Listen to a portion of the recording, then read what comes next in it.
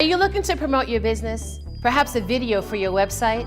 Or maybe just a story to tell? If so, then you are a name to know. I am your host, Alicia Figueres, and A Name to Know provides a stimulating 10-minute interview for your business. For more information, give us a look at anametoKnow.com. Why? Because you are a name to know.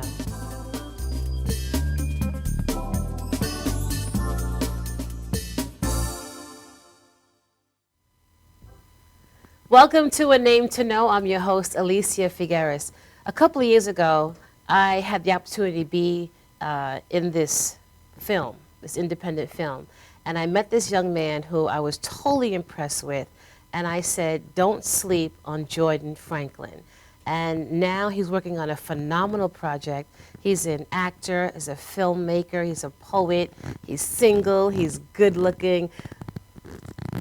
Jordan Franklin, welcome to A Name to Know. Hey, what's up? How you doing? I'm on top of the world. It's so good to see you. Yeah, it's nice to be here, you know.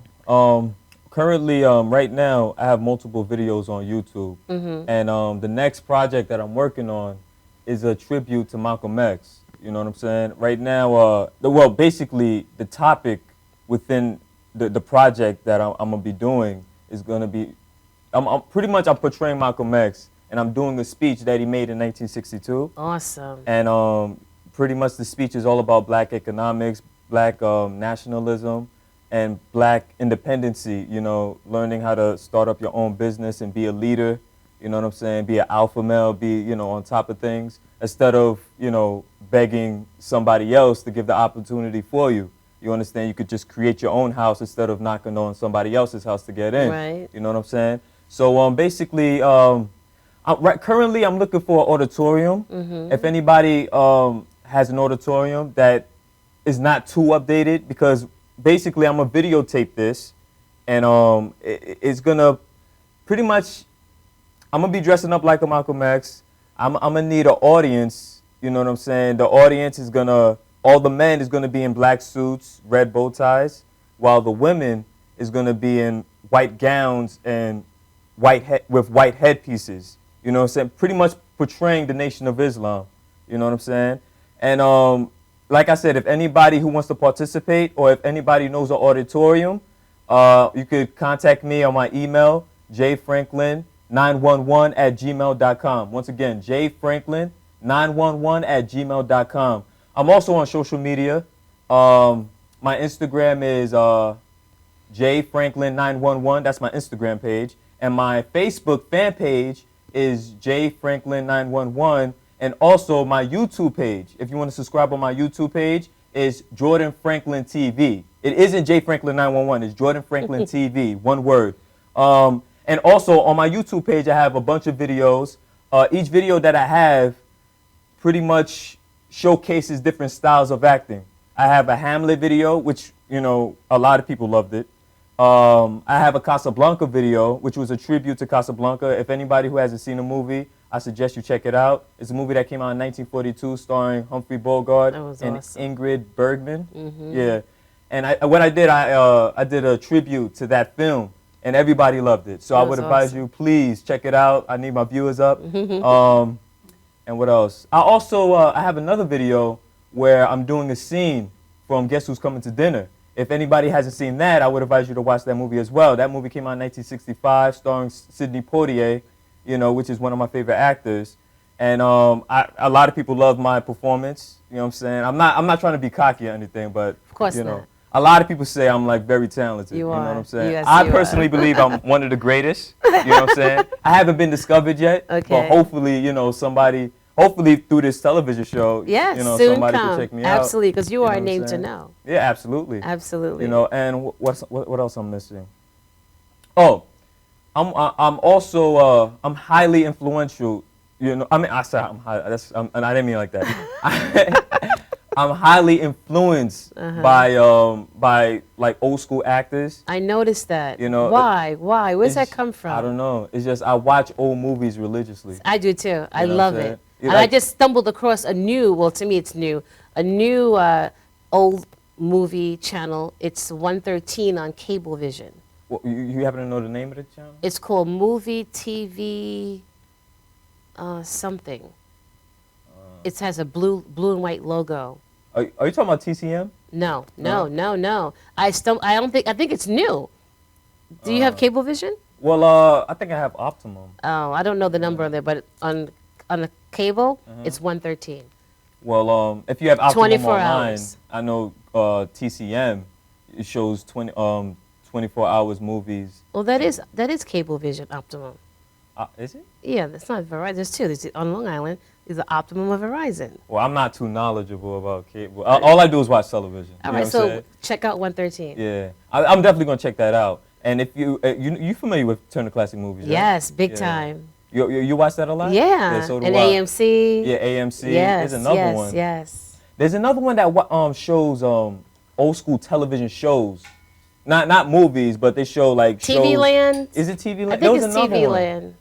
TV Land? Yeah, TV Land, and there was another one. I can't recall the name, but they show a lot of great shows. And the reason why I'm influenced by old school movies is because back then, you really had to rely on the performance of an actor. Nowadays, they have a lot of special effects.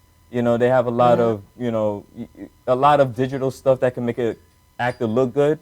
But since back then they didn't really have the technology to do so, they didn't have the ability to blow up planes and come up with these creative things that they do today. Back then, they had to rely on a great story, and they had to rely on great actors and a great performance, and everybody rehearsed. You know what I'm saying? And I admire that. I admire that work ethic that was that was being played back then. You know what I'm saying? And I try to use that same formula and apply it to my, project that I got going on. You know what I'm saying? Because I practice. I'm horrible at code reading. I'm gonna be honest with you. Okay. When it comes to code reading, it's, like I could read obviously, but when it comes to like reading something, like if there was a teleprompter, I wouldn't be able to read that like straight. Well, like isn't that how a lot of auditions are done, like in the city? Well, that's the thing. Every time when I receive a monologue or a script to go over, I will go. They will send it to me by email 3 days prior. Okay. So I will practice. Make sure I read it smoothly, and then when it's time for me to audition, I knock them out the box. You know what I'm saying? But hopefully, I'm doing it step by step. I already took a lot of acting classes. I was in New York City. This is a few years ago. I was in an acting class called Actor Studio with James Price. For those who's unfamiliar with James Price, I would suggest you to, if you're passionate about acting, of course, go to Actor Studio. James Price, he's a magnificent teacher. He's a great teacher. He's phenomenal. He will teach you everything that you need to know, and he's very good with price. He will work with you. You know what I'm saying? And after that, I joined the Truth Urban Theater Group. My dear friend Shadrach, he's a phenomenal person. He pretty much, laid down the foundation, taught me what I needed to know to improve the skill that I have. You know what I'm saying? And every day is a learning process. Yeah. But now, like I said, with the videos that's on YouTube, right now I'm creating a foundation for myself to show casting directors or the gate openers that's out there that I'm capable of playing this character, and this character, and I could excel with my performance because I'm that good. Variety. You know what I'm saying? I have range, I have variety. You know what I'm saying? You do have range. Yeah, so, just keeping it real. Good for you. How does your family feel about you doing this? Well, to be honest, my family support me, but at the same time, my parents also, they want, well, currently I go to BOCES. I go to BOCES, I take electrical engineering. You know what I'm saying? It's not really my passion, but I'm just doing it because my parents want me to, just in case they don't, Something to fall back on. Yeah, exactly. I know I'm going to make it. You know what I'm saying? But just, just for my parents' sake, I go to school. You know what I'm saying? Right now, I only have one more semester, and then after that, I'm getting my electrical certificate for, I'm getting my certificate for electrical engineering. You know what I'm saying? So that would be, I could get a good job off of that. You're going to connect with Local 25? Local 25. The electrical union? Well, I'm pretty much whatever job I get from being an electrician, I'm still gonna try to pursue my acting career. Good. You understand? Because that's something I'm really passionate about. That's something I want to spend my whole life doing. And then from there, from doing the acting thing, hopefully that could blossom up and open up new doors. You know what I'm saying? To be honest with you, a lot of people don't know this, but I'm much more passionate about saving this planet than I am with, acting. Is that so? Yeah, because I feel like the way how it may sound disrespectful, but the way how the human race is treating this planet in regards of pollution, in regards of knocking down trees, destroying rainforests, I feel like we need to be more conscious about the way we treat this planet, because not only for us but for our future descendants as well. Because if we're destroying this planet and using up all the natural resources, I can't imagine how this world's going to be like if we continue the way we're continuing. How this world's going to be like within 1,000 years from now. It's going to be a complete wasteland. What are you doing towards that fight? Well, the thing is, I'm always I watch a lot of documentaries. You know what I'm saying? Hopefully, I mean, I would love to learn how to grow my own fruit and vegetables. That's easy. It's easy, but I hate to say it, but I don't have the time. Oh, no. You know what I'm Hydroponic planting is awesome. Oh, you know how to do it? Yes, I do it myself. You went to school for that? No, I just learned from my peers. Oh, for real? Yeah. See, I don't have the friends or the connections. You know what I'm saying? Well, now that you're my friend, maybe you could hook me up and teach me something I'll new. show you the world. Stick with me. Oh, word? Okay. Yeah, word. Do you know about herbs and all that stuff? Yes. See, that's the thing. That's the knowledge that I feel like, to be honest with you, the stuff that kids are learning from school, it's important. But I feel like it should be much more important for kids to learn how to grow a plant or grow a fruit. I feel like that's more. I agree with you. That's much more. What's the word? That's much more important. You know what I'm saying? To learn how to grow your own food. Learn how to survive. You know what I'm saying? I feel like technology. If you really think about it, technology, even though a lot of people embrace it, I feel like it's doing more negative than positive. And that's just my opinion. A lot of people may disagree with me, but that's just my opinion. I agree with you. Because and that comes from that old school head. Because technology is damaging our youth. Yeah. I feel like not only that, it's taking away jobs. You know what I'm saying? Like back in the 20th century, the society, in my opinion, I mean, I was born in 1990, so I'm just going based on what the grown-ups be telling me. But it seems like back in the 20th century, everything was industrial. So therefore, men needed to operate machines. But now, since we're going into this digital era, what's happening, a lot of robots is controlling a lot of machinery. So therefore, the use of hiring somebody is slowly becoming obsolete, because this new age of machinery is taking over everything. You know what I'm saying? And not only that, it's becoming a point where, like, for example, I was in Stop and Shop the other day. There was a few cashiers, but there was this area where it had self-checkout. Right. And in my mind, I'm like, instead of hiring a bunch of more cashiers, now they have this one person operating a bunch of machines. Whereas, if it was back in the day, you would have had 4 people. You know what I'm saying? Right. Or even like back in the, I think in the 40s, I believe. When your grandparents had to call somebody, there was an operator on the line, and you had to speak to the operator. But now you hear a computer telling you, you know what I'm saying? So I feel like it's getting worse. And I personally believe, ideally, we're supposed to be living in a nomadic system. Yeah, I feel like ideally we're supposed to be hunters and gatherers. I feel like the way the Native Americans lived before the European colonization, that was the ideal way. You know what I'm saying? Living in a nomadic system, living off the land, no money, no poor people, no rich people, no middle class. Everybody was just living off the land. But as soon as money got into the picture, as soon as, people became too smart with technology, that's when the separation started to happen. That's when the middle class, the upper class, the lower class, that's how that established, because, you know what I'm saying? It never existed before when we lived in a nomadic system. That's right. You get what I'm saying? So, and not only that, I personally believe when you grow up poor, you become, for lack of better words, you become ignorant by default. Not because you're stupid, but it's just that when you're poor, you're not exposed to certain things that will broaden up your thinking horizon.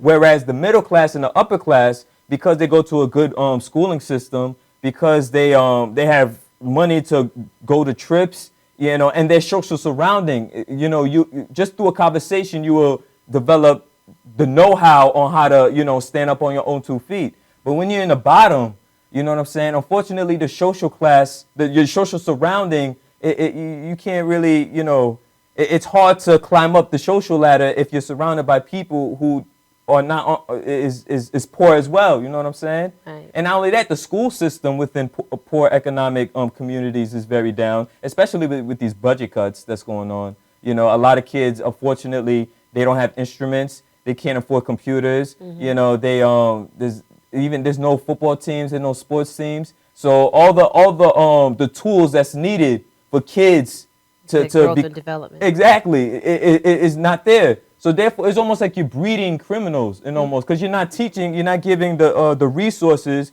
to make a boy or a girl to become a somebody. That's you know so what I'm true. saying? So it's like it's a problem it's a vicious cycle. You know, It's like going up a down escalator. exactly. You know what I'm saying? And not only that, it's just it becomes like I honestly believe temptation and bad habits. It's like a black hole almost. You know what I'm saying? The reason why I say that because when you're right next to a black hole, the gravitational pull becomes much stronger. You know what I'm saying? If you have a bad habit such as drinking or smoking weed, you know, if you're surrounded by that all the time, the desire is going to be much stronger. Absolutely. You know what I'm saying? So the best way to defeat that bad habit is to distance yourself away from it, just like a black hole. In order to prevent you to being sucked in, don't get close to the black hole. You have to distance yourself away from it. Right. You know what I'm saying? And unfortunately, because of people in the lower class being surrounded by a lot of temptation, it's very hard to break that habit and to make something out of yourself if all this negative influence is around you. Even if you know that it's wrong, even if you want to change within yourself, it's part of human nature. It's something holding us back. You know what I'm saying? And I feel like the best way to change this vicious cycle is to lead by example. I honestly believe the people, especially African Americans or other minorities who are in a powerful position, if they lead by example and become more conscious about the things that they say or the things that they put out, you know, that may have a very strong influence towards the younger ones. Absolutely. You know what I'm saying? And then because music is powerful. You know what I'm saying? Movies is powerful. Acting is powerful. If 50 Cent wears a certain shirt, best believe people in high school is going to start wearing that same shirt because they saw 50 Cent do it. Right. Or if Nicki Minaj has a certain hairstyle, you know, best believe a lot of girls is going to mimic that hairstyle because they saw Nicki Minaj with it. Right. Same thing with Beyonce, with Kanye West. People who are very powerful, they have a strong influence, especially towards the youth. You know what I'm saying? And that's another reason why I want to become an actor is because if I was put in that position, definitely I would try to portray myself. Well, I don't want to make it seem as if I'm putting celebrities in a pedestal. You know what I'm saying? Because that's definitely not the case. But what I'm saying is, if we become much more conscious, you know what I'm saying? Of course, everybody makes mistakes, but you have to understand that you can't move the way everybody else moves, especially if you're a public figure. You know what I'm saying? And I feel like if I was given an opportunity to become a great actor or a great musician or a great poet, you know what I'm saying? I would definitely, you know, take that responsibility, you know, and take account to all my actions. You know what I'm saying? Not to say that I'm not going to mess up, you know what I'm saying? Because we all mess up. You get what I'm saying? I hear you. Jordan, I've learned a whole lot about you in the last 10 minutes. Yeah. Well, I mean, you know. I think it's awesome. I think it's beautiful. But I definitely will want to thank you. teach you how to do hydroponic farming. Are you going to teach me? Yes, very, very simple. Oh, well. Is that simple? It's real easy? It's very, very simple, yeah. I'll teach you. So, Jordan, I want you to do me a favor. What's up? You spoke with me the other day about your project, your current project on Malcolm X. Mm-hmm. Can you give us a little something, something Oh, you want a little something, something from the speech? from the speech? Yeah. Okay. Okay, but you have to participate. No. All you have to do is just say Assalamu alaikum. What's the response? Alaikum salam. Salaikum salam. All right, that's all you have to say. Okay. After I say Should I assalamu put this over alaikum. my head? No, you can. Okay. All right, I'm ready. Okay. All right. Assalamu alaikum. Salaikum salam. In the name of Allah, the Beneficent, Merciful, to whom all praises is due, for who we forever thank for giving us the Honorable Elijah Muhammad as our leader, teacher, and guide. I specifically open up this way, brothers and sisters, because I am a follower of the Honorable Elijah Muhammad, and if it was not for him, you and I wouldn't be here today. The black man of America, for the past 400 years, has always been like a boy living inside the white man's house, always begging the white man for opportunity, always begging the white man for a job, for food and shelter. And then as soon as the white man provides him with all of these things, the black man, he turns around and has the nerve to get angry at the white man when he tries to control his life. How can people, a group of people such as our people, who own no factories, no industries, no corporation, no franchises, have equal job opportunities competing against the race that owns everything? See, the only way the two will have equal job opportunities is if black people own something as well as whites. And then we can employ whites or blacks just like they can employ whites or blacks. But as long as the factories are in the hands of the whites, as long as the businesses, the housing, the school system, the laws, the corporation are in the hands of the whites, we will always have a situation where the blacks are constantly begging the whites, can they do this or can they do that? Now, according to the government economists, the black man has the spending power of $20 billion per year. Now, we feel as the black man spending $20 billion per year, not setting up any businesses, not creating any industries or any job opportunities for his own kind, he is not in a moral position to point fingers today at the white man and complain that he's being discriminated against when he himself hasn't set up anything. If these Negro leaders are such geniuses, they should use their talent and their know-how to teach the black man how to pool their resources and build something of their own. If poor white immigrants, if other immigrants can come to this country 50 years ago with just nickels and dimes and no education, set up stores, then develop these stores into larger stores, which will later become industries, what makes the so-called Negro of America, who has been in this country for over 400 years, unable to stand on his own 2 feet? Because he has no confidence. He has no proud confidence in his own race, because the white man has destroyed our past, destroyed our knowledge of culture. And by having destroyed it, now we don't know we have any achievements, any accomplishments. And as long as you can be convinced that you never did anything, you could never do anything.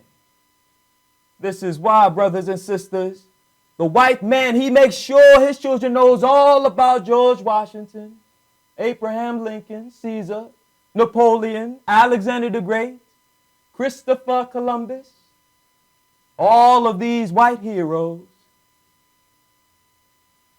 It's unfortunate that the American school system doesn't teach our children about any black heroes.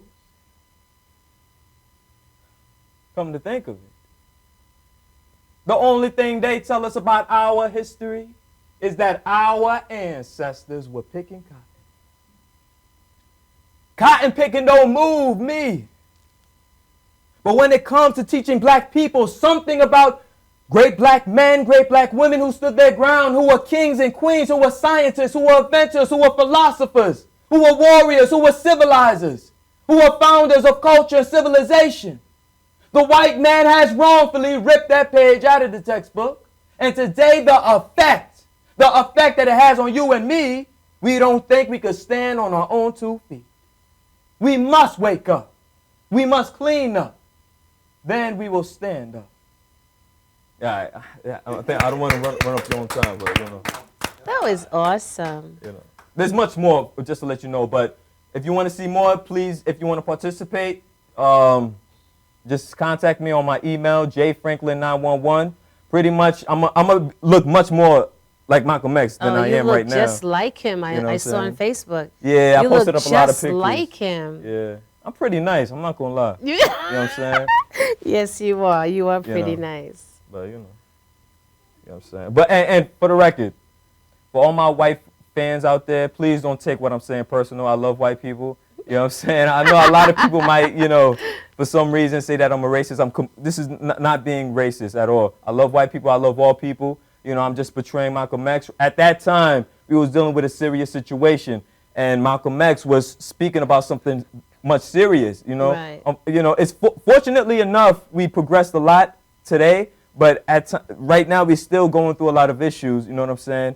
And I feel like this speech is going to open up a lot of people's eyes. And like I said, if you want to participate, just contact my email, jfranklin911. Like me on Facebook, like me on Instagram. My Instagram page is jfranklin911. My Facebook page is jfranklin911. Subscribe my YouTube page, which is Jordan Franklin TV. That's one word. And, Jordan, That's I personally know Ilyasah Shabazz, and I would love to connect her with you and your project about her father. word? Yeah. Hopefully she sees this video. I'll send it to her. Oh, definitely. You know what I'm saying? I would love to have her to participate, and maybe she might have an auditorium for me to use. Because I really, basically, I'm using this I'm going to be speaking in a podium, you know what I'm saying? And I just need an audience, If you're willing to be part of the audience, you would like to come, right? Absolutely. Yeah, you guys would love to come? Yeah, thank you. But, Well, Jordan, you are definitely a name to know. Thank you for being with me today, Thank you. and I wish you the best. Absolutely. Jordan Franklin, a name to know.